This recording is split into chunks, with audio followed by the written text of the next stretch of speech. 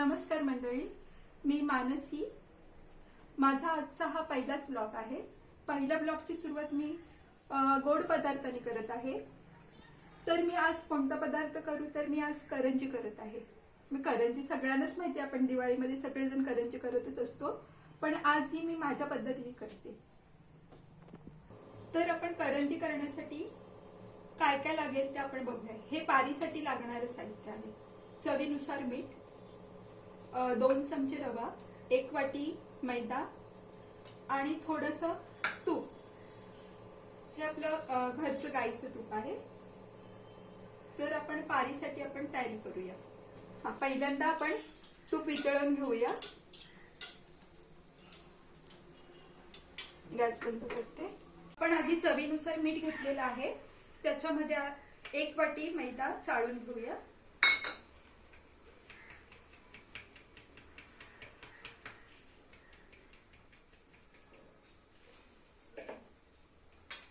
हा रवा आहे थोडासा, आपल्या अंदाजानेच घेऊया थोडासा.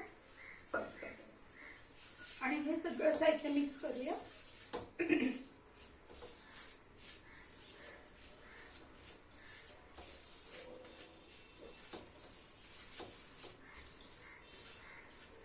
आता हे आपण गरम केलेलं तूप आहे ते त्याच्यामध्ये घालूया.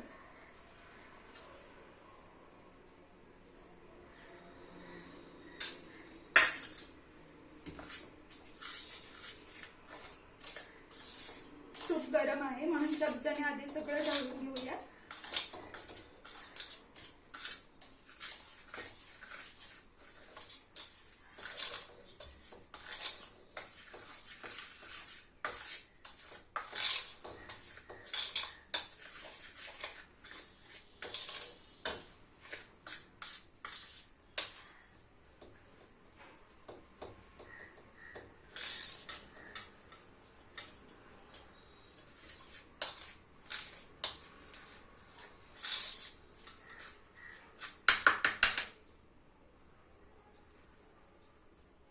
आपण ह्याच्यामध्ये तूप घातलं होतं ते छानपैकी सगळं मिक्स करून घेतलंय. तूप घातल्यानंतर असं छानपैकी अशी मूठ वळता येईल असा गोळा व्हायला पाहिजे, म्हणजे तुपाचं प्रमाण आपलं बरोबर आहे. आणि आता थोडं थोडं पाणी घेऊन हे पीठ छानपैकी मळून घ्यायचं. जास्त घट्टही मळायचं नाही, जास्त पातळही नाही.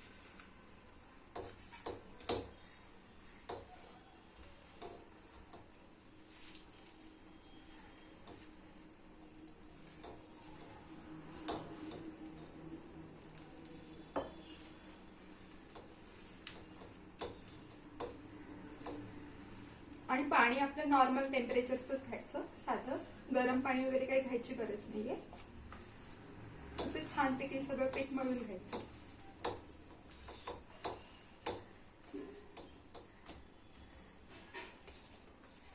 पीठ मळताना थोडं थोडं पाणी घ्यायचं, म्हणजे आपल्याला अंदाज येतो पिठाचा. पीठ सैलसर अंदाजात नाही.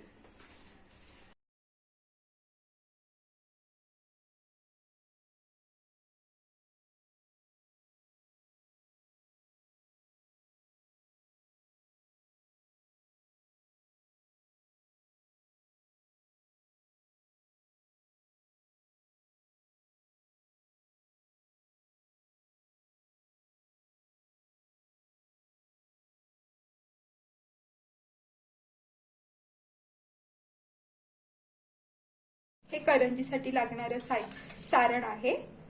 हे मी आधीच बनवून ठेवलं होतं, तेव्हा मी शूट करायला विसरले होते, पण तुम्हाला लागलं तर मी पुन्हा एकदा बनवून दाखवेन तुम्हाला. ह्याच्यामध्ये मी काय काय घातलं ते तुम्हाला सांगते. 2 वाटी बारीक रवा तुपावरती गुलाबी रंग येईपर्यंत परतून घेतलेला आहे. त्याच्यामध्ये 1 वाटी सुकं खोबरं, तेही गुलाबी रंग येईपर्यंत परतून घेतलेलं आहे. नंतर त्याच्यामध्ये मनुका, खसखस, सफेद तीळ आणि ड्रायफ्रूट हे सगळं गरम करून बारीक बारीक करून सगळे ड्रायफ्रूट ह्याच्यामध्ये टाकलेले आहेत. आणि नंतर थोडीशी वेलची पूड, 1 चमचा वेलची पूड ह्याच्यामध्ये घातली आहे. आणि आपल्याला जसं गोड हवं आहे त्याप्रमाणे त्याच्यामध्ये पिठी साखर टाकली आहे. आणि हे सगळं छानपैकी सगळं मिक्स करून घेतलेलं आहे. असं हे आपलं करंजीचं सारण तयार आहे. 15 मिनिटं झाली आहेत. आपण हे पीठ पुन्हा एकदा मळून घेऊया. तोपर्यंत इथं मी तेल तापत ठेवलेलं आहे. तेल तापेपर्यंत आपली ते करंजी तयार होईल आणि आपण तळायला घेऊया. पुन्हा एकदा असं छान पीठ मळून घ्यायचं मस्त.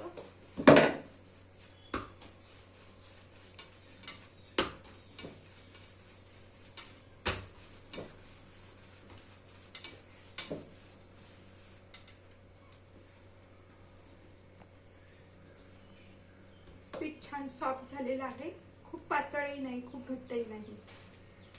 आणि हे करंजी लाटण्यासाठी लाटण्यासाठी आपण थोडंसं मैदा घेतलेला आहे.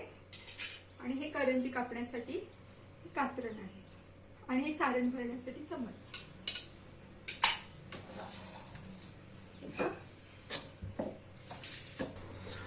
तेल तापत आहे तोपर्यंत आपण ते करंजी तयार करायला घेऊया.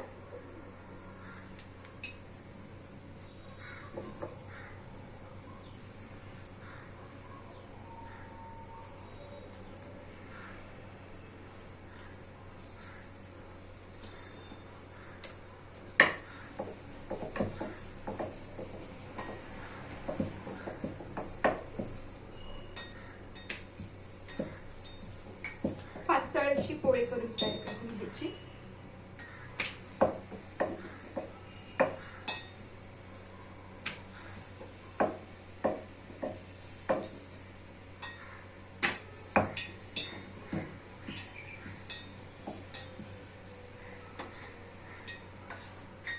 एवढी छानपैकी पातळ पोळी तयार करून घ्यायची.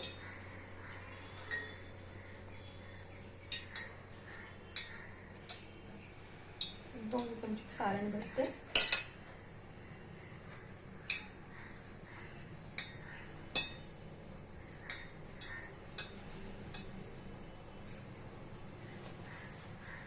असं प्रेस करून घ्यायचं सगळीकडून, म्हणजे सारण बाहेर यायला नको.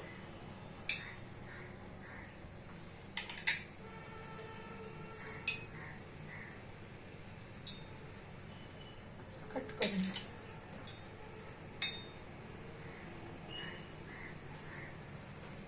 करंजी तयार झाली. पीठ तापेपर्यंत आपण जेवढ्या होतील तेवढ्या करून घेऊया. तेल तापेपर्यंत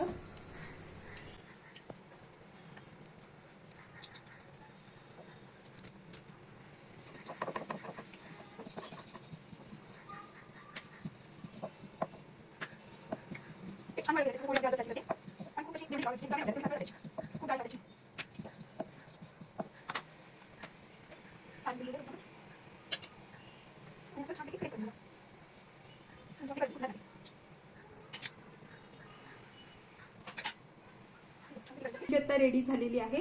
ती आपण तेल सुद्धा तापलेलं आहे. आता आपण ती फ्राय करून घेऊया. तळताना गॅस अगदी स्लो करायचा. अलगद करंजी अशी सोडून द्यायची तिला.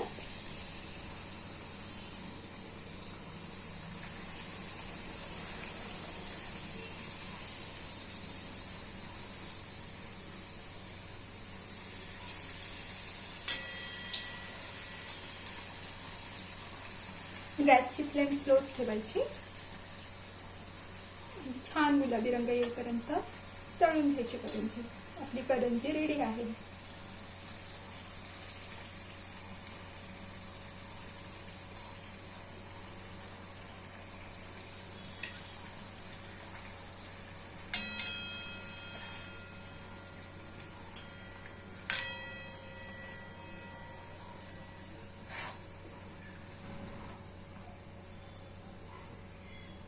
इथे ताटात मी टिश्यू पेपर अंतरलेला आहे. त्याच्यामध्ये आता ही करंजी आपण काढून घेऊया. मग एक्स्ट्रा जो तेल असेल तो बाहेर निघून जाईल.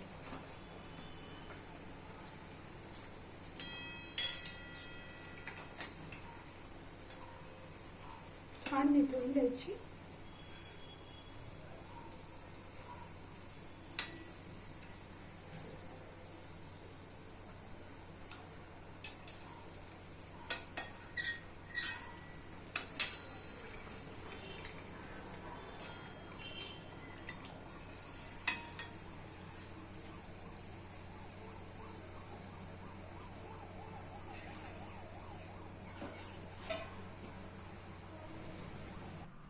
अशा प्रकारे आपल्या 1 वाटी पिठापासून एवढ्या करंज्या तयार झाल्या. आणि करंज्या करताना ज्या पट्ट्या निघतात बाजूच्या, त्या पट्ट्यांच्या पिठामध्ये थोडासा ओवा आणि कांदा लसूण मसाला मिक्स करून त्या पिठाच्या मी शंकरपाळ्या केल्या.